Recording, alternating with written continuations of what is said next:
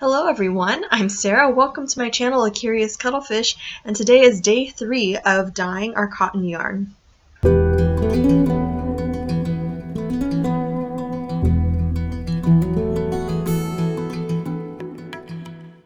Welcome back everyone. It is so wonderful to see and be with all of you.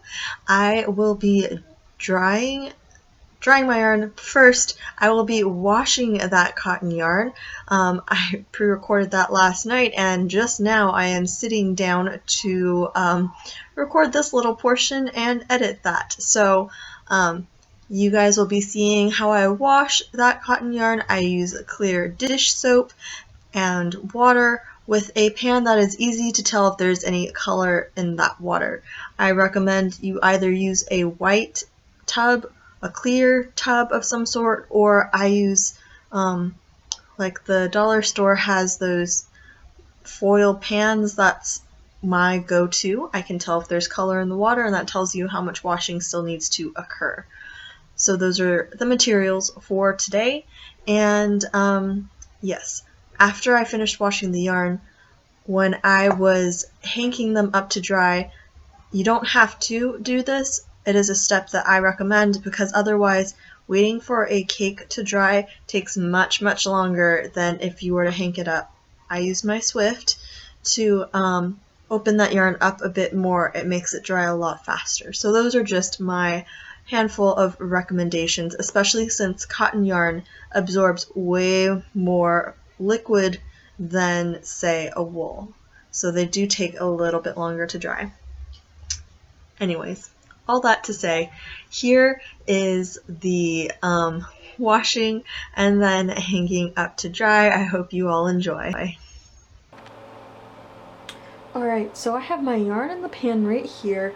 We are going to be rinsing this yarn out. So I might have to edit out the sound.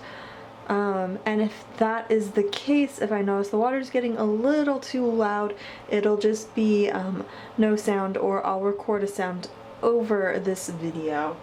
So we are just going to start by rinsing these out. I just use a little dish soap with the water. You don't have to be as careful with cotton because it's made machine washable and dryable. So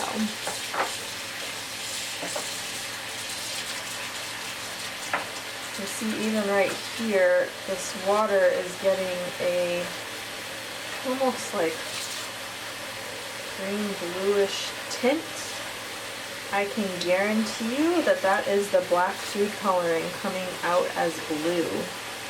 So I am adding some soap into this water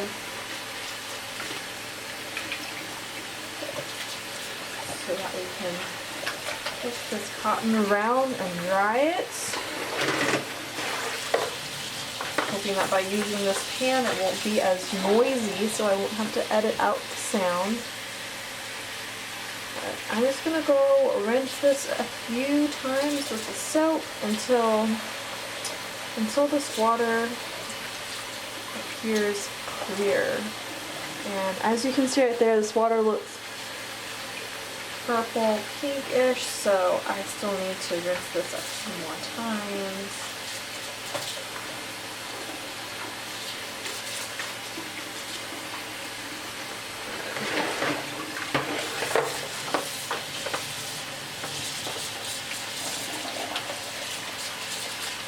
It looks like the majority of the color is going to stay in.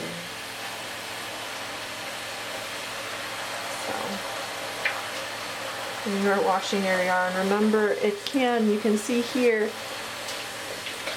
can get a little tangled. This is a finer weight cotton yarn that I am using because there's a lot more yardage in it per ball, as opposed to, like, say, your kitchen worsted weight cotton.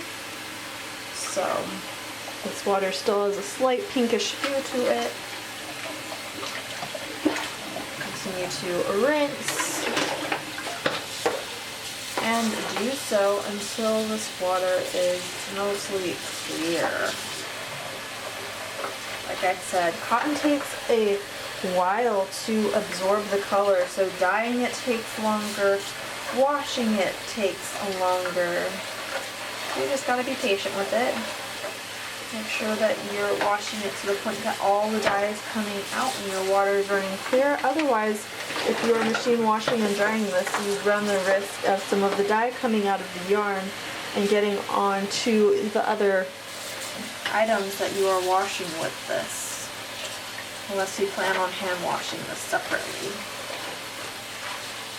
But that is not my plan, that is not my intention. So I'm just going to rinse this multiple times until I get a nice clear rinse.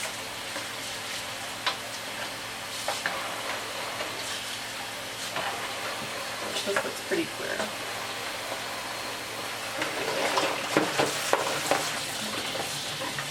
Alright, now since this is cotton, you don't have to worry about it felting. So we're able to just take and squeeze this as we spin it. So we're getting out a lot more liquid than we would with wool, because I don't have to worry about felting this fiber. This is cotton.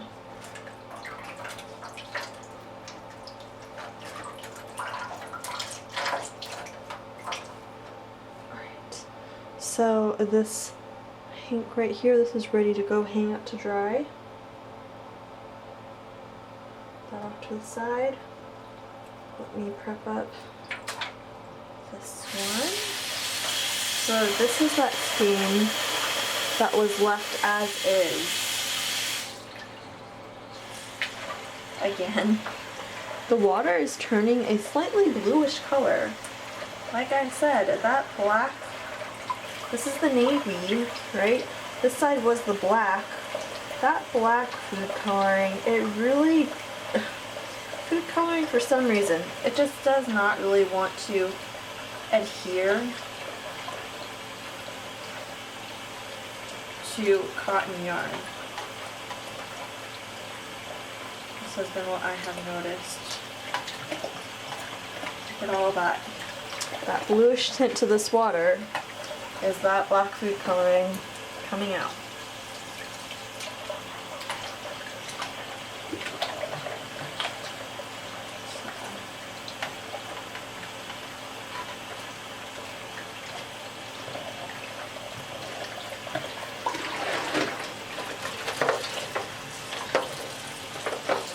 Keep washing this until the water becomes clear. And I am going to tell you right now that you can let this yarn dry just as it is here. I am probably going to hang it up and then have it dry, because sometimes when you leave it in this form, it takes longer to dry just because there's so many layers going on. So just keep that in mind.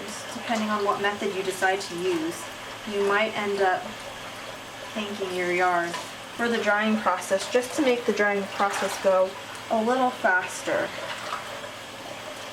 Here. So we've got out a majority of the black food coloring. We are now getting out whatever remains of the purple that was not absorbed into this cotton, giving us that nice purple hued water.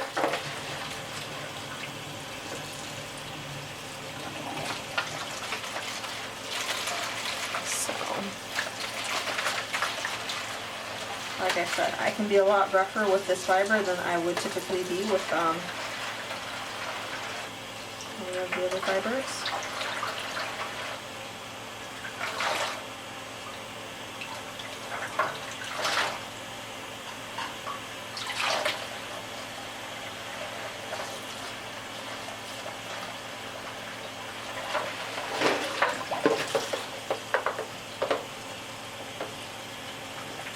Looks like this purple got pretty in there and throughout, which isn't always the case when I'm dyeing yarns with this method. So I'm going to try not to let this become a tangled mess. It does happen in the washing process, so we're washing and rinsing. Just keep that in mind. Another reason why I like to hank after I wash, it allows me to untangle these fibers, untangle this yarn.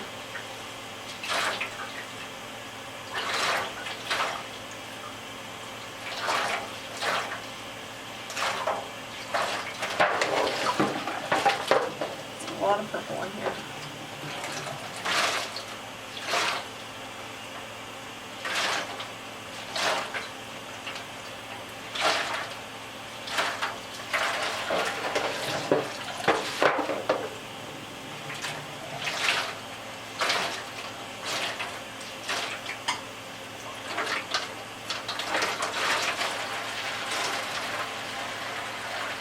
Alrighty, so now here is the one that started off as the regular hank.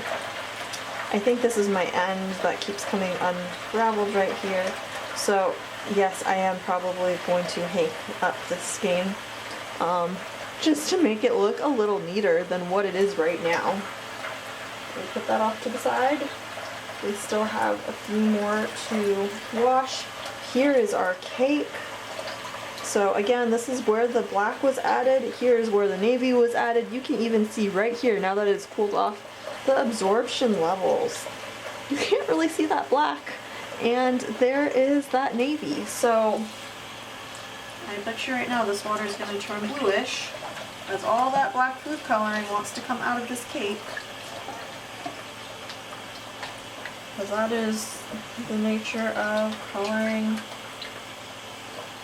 cotton with food coloring.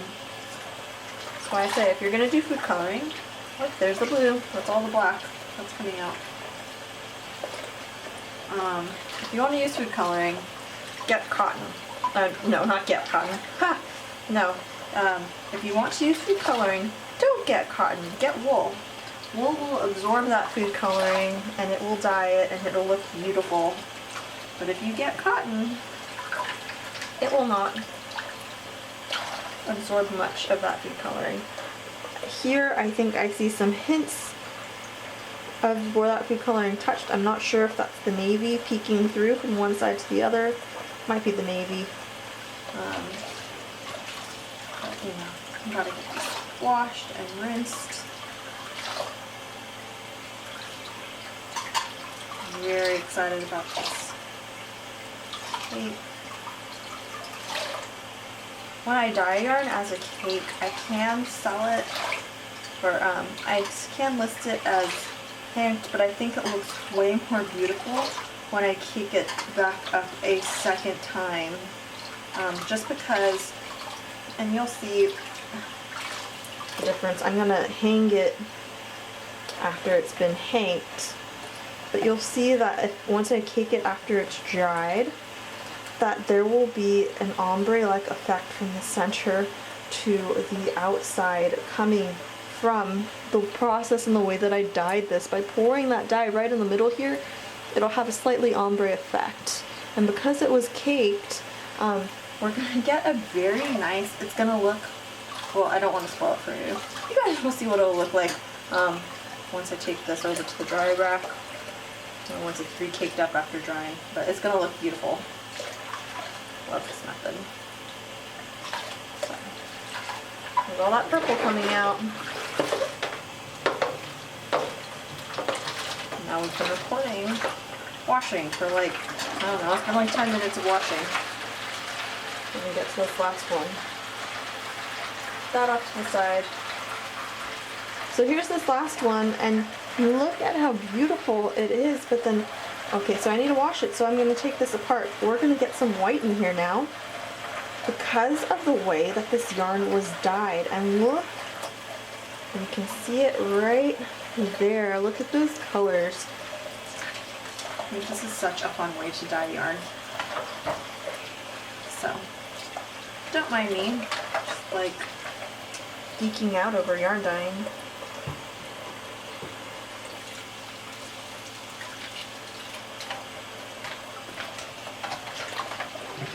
Again, there goes that black. You see the blue, right? black coming out. And then it's going to be all the purple. The remaining purple is going to come.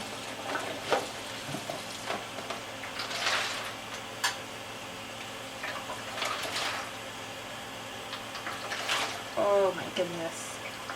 You see these colors? I can't wait to see what this yarn is going to look like dry. I love having the purple and the blue, the hint of gray, if any of that black really actually took. I'm not holding my breath on the black. The purple and blue, that navy, beautiful. And a little specks of white. And now we're washing out that purple. You see how this water here has a purplish tint. So.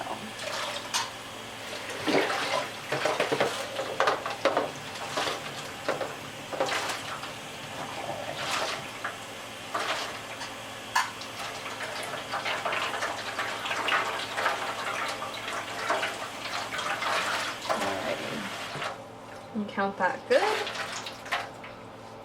I have 2 more skeins of wool that I dyed just to absorb that extra dye that was just sitting there in the pan, but I'm not gonna record me washing those. You'll see those on the drying rack once I hang these up to dry.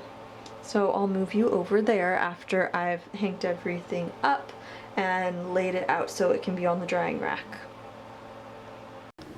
Okay, so here I have hung this yarn up to dry. As you can see here, I did prepare it by putting it on my Swift so that it can hang to dry faster, and this is what it looks like. So I want to keep a little bit of mystery in here, and I'm not going to tell you guys which one is which. We'll get a much closer look at these once they are completely dry. I am really hoping that that will be tomorrow. And yeah, sorry that this video took a while to upload. Today got a little extra busy for me, which is perfectly fine. But I will be showing you guys an up close and personal look at these. I am hoping tomorrow. They are still rather damp. Cotton does take a little while longer to dry sometimes because it is a lot more absorbent than wool, and that is why it works great for kitchen things. So I will be putting a video up once these are complete and completely dry, that is, and I shall see you all soon. Hope you're having a wonderful day, and yeah, I'll see you soon. Repeating myself. Bye, guys.